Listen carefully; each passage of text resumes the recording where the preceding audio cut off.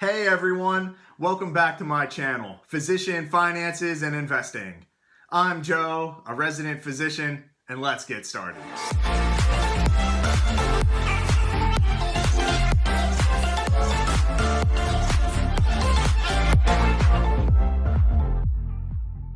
Hey everyone, I hope you guys all had a lovely Easter holiday. And I thank you for coming back to check out my channel, Physician Finances and Investing. Today, I'd like to talk to you guys about, in my opinion, the most important part of personal finances and investing, having an emergency fund. As a disclaimer, I'm not a certified financial planner. I'm merely a guy with a camera who likes giving other people his opinion. Before you do anything with your money, make sure you take a full, in-depth look at your finances. So with all that being said, let's jump right into it. Currently displayed on your screen is something that I'm sure all of us have become used to looking at recently over these past few months. A chart of the Dow Jones Industrial Average over the past 5 years. For those of you who may not be familiar with it, the Dow Jones Industrial Average is one of the 3 major New York Stock Exchange indices that track performance of 30 of the largest companies in the United States economy. A little over a month and a half ago, we saw the Dow Jones Industrial Average reach its all-time high at right around 29,000 points on February 20th. Shortly after that time, we found ourselves in one of the fastest pace sell-offs in stock market history. This sell-off represents loss of trillions of dollars from the global economy. More recently, we have seen substantial recovery over the past couple weeks, gaining back approximately 50% of the losses that we have seen, with this recovery coming off of optimistic views that the current pandemic is slowing in its spread and hopes that our economy will be able to be reopened in the near future. That's great, Joe. But where does an emergency fund come into play with all of this? Well, let's talk about it.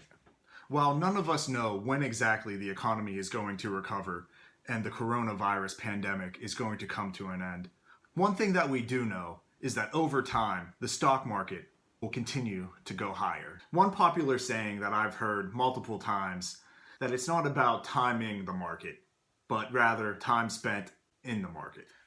But Joe, what if we bought in back in March when the market bottomed at 18,000? We'd be rolling it in, man. And while that's true, that in an ideal world, we would all love to put our money in the stock market right at the time when it hits the bottoms. If this guy can't time when that's going to be, then there's no way that your average Joe is going to be able to do any better.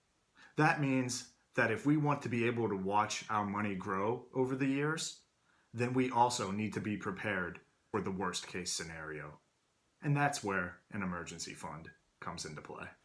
Currently, we find ourselves with record numbers of unemployment, with millions of people filing for unemployment benefits each week. And while the government has done its part to pass the stimulus package to assist Americans during these trying times, the large majority of us are still waiting to see that stimulus check. But Joe, I'm still working. I'm fine. I don't have an emergency. What does that mean for me? It means that you have to be prepared for when you do have an emergency. As you guys know, I'm a resident physician, and thankfully, that means that throughout this entire pandemic, my job has been secure. But for others, including my wife, this isn't the case. My wife is currently an associate dentist working in a private practice office with one other dentist. Since early March of this year, my wife has been essentially unemployed, with her office closing its doors and not seeing any patients at all during the current pandemic. And while she's filed for unemployment, we still haven't seen any money start to come in. Thankfully, though, we were prepared for this situation by having an emergency fund set aside. That means that not only can we continue to cover our expenses during these times, but we can also take advantage of the current downturn that we see affecting the global economy.